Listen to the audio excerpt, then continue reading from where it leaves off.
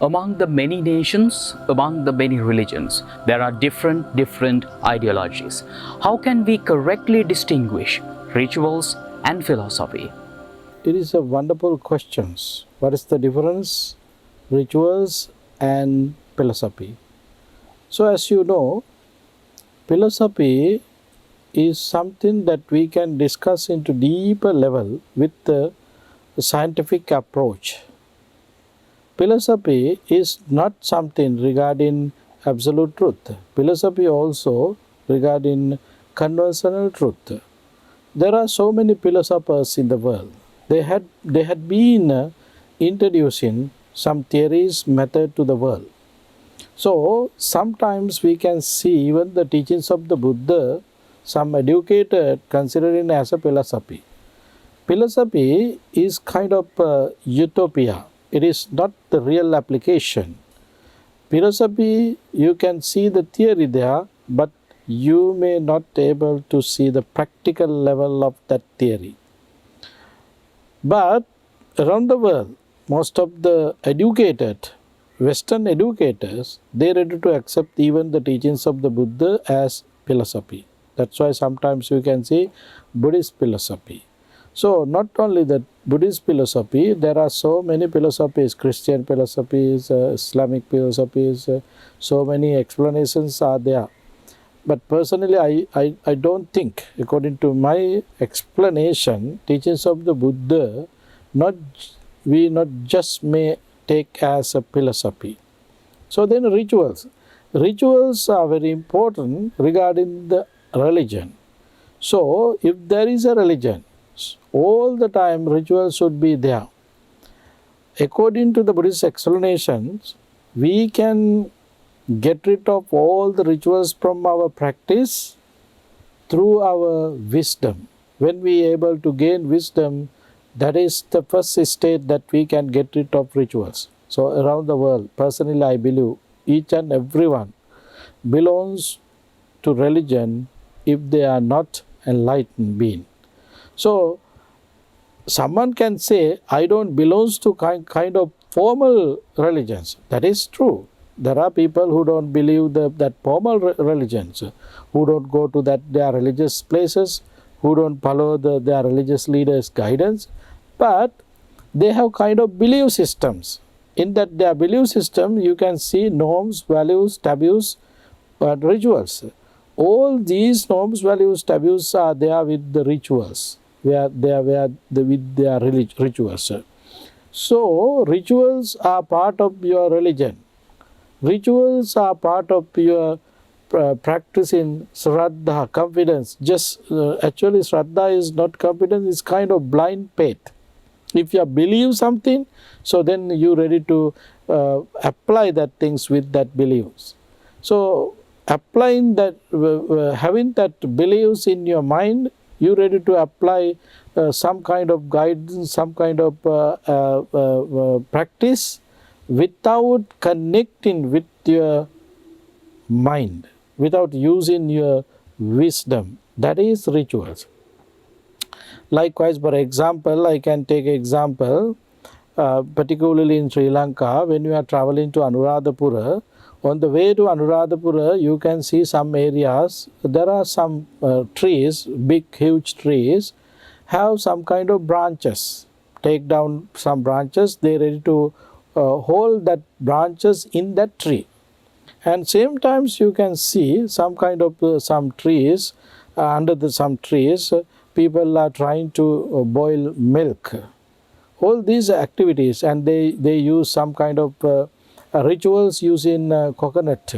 So all these are rituals. Those rituals doesn't have meaning. Exactly meaning is not there.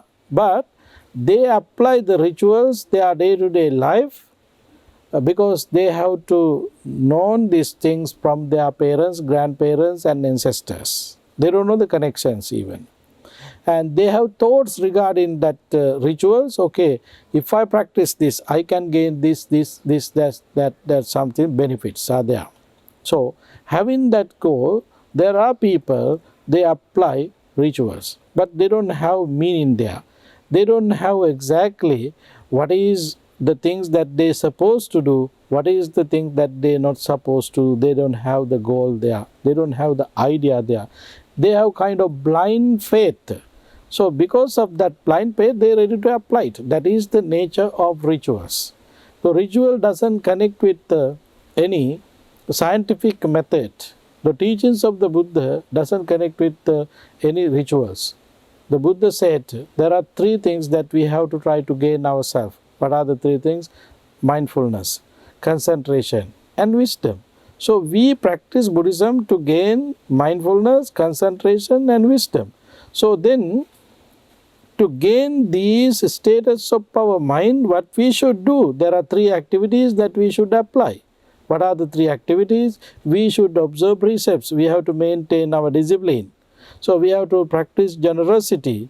And to practice generosity, to develop our generousness, we have to practice giving away. Without any thoughts, we have to give away the things that belongs to you. And the third one, mind cultivation or meditation. Mind cultivation is meditation. These three activities are the activities that you can use to develop your discipline, sila, samadhi, concentration, panya, wisdom. So without applying these three activities, there is no way to practice, no way to develop your spirituality. As Buddhist practitioner, we are not engaging with any rituals. We have a goal. The goal is to achieve enlightenment. The way how we can achieve enlightenment is developing or gaining wisdom. Without gaining wisdom, there is no enlightenment. So, to gain wisdom, there are three activities that we have to apply our day-to-day life. What we call practicing generosity, develop your generousness, and observe precepts and do mental exercise, meditation or mind cultivation. So these are the three activities that we can apply. These are not rituals. These are real activities directly connect with the qualities of the Dhamma that we explain. Come and see, and apply yourself, see the results. Timeless. All these qualities are there with these three activities. So through these activities, we can develop our mindfulness, sati, and we can gain concentration, samadhi. So with the help of samadhi, we can gain concentration, wisdom. So wisdom is the goal. So we are practicing Buddhism to gain wisdom. Through the wisdom, we can see things as they are. And through the wisdom, particularly, we can see our mind, thoughts that arise in our mind, the way, nature of that thoughts, the way how we arise and vanish in the thoughts in our mind. So, this is the way how we can see impermanence, nothing impermanent, nothing is nothing something existing. We can see that things through our wisdom.